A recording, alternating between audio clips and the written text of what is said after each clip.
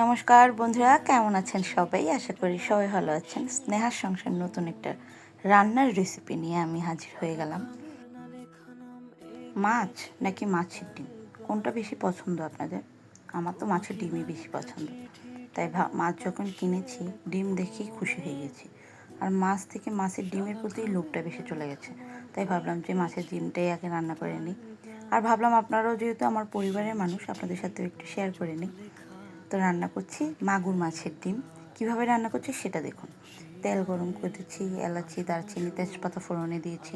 গন্ধ যখন বের হয়েছে তখন পেঁয়াজ কুচি দিয়ে দিয়েছি। পেঁয়াজ কুচিতে দিয়েছি একটু লবণ, যাতে পেঁয়াজটা নরম হয়ে যায়। আর একদম কালো করে ভাজবেন না, লাল লাল যখন হয়ে আসবে দিয়ে দেবেন আদা বাটা। আদা বাটা একটু নেড়েই যাতে পুড়ে না যায়, সাথে সাথে একটু জল দিয়ে দিবেন। এবার মশলাটাকে দিয়ে মশলাটা কষিয়ে নেব। আপনারা যে মশলাগুলো দেখছেন সেটা কিন্তু আমার নিজের হাতে ভাঙানো মশলা। আমি কিন্তু বাজারের মশলা কিনে ইউজ করি না, তাই আমার মশলার কালার এত সুন্দর। দিয়ে দিব হলুদ, লবণ। লবণ তো আগে দিয়েছি, মরিচের গুঁড়ো আর জিরের গুঁড়ো দিয়ে এবার আমি ভালো করে তেল ওঠা পর্যন্ত কষিয়ে নেব।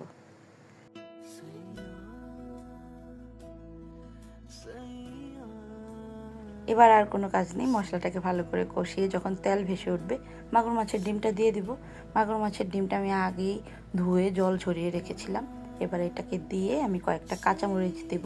আর ডিম থেকে কিন্তু কোনো এক্সট্রা জল বের হয় না, তাই আপনারা চুলাটা সবসময় মিডিয়াম হিটে রাখবেন আর ঢেকে ঢেকে রান্না করবেন। আর যদি ধরেন নিচের দিকে একটু বেশি লেগে যাচ্ছে তাহলে অল্প একটু জল দিয়ে দিবেন, আমি একটু পরে দিব। এবার কয়েকটা কাঁচামরিচ দিয়ে আমি ঢেকে ঢেকে রান্না করব।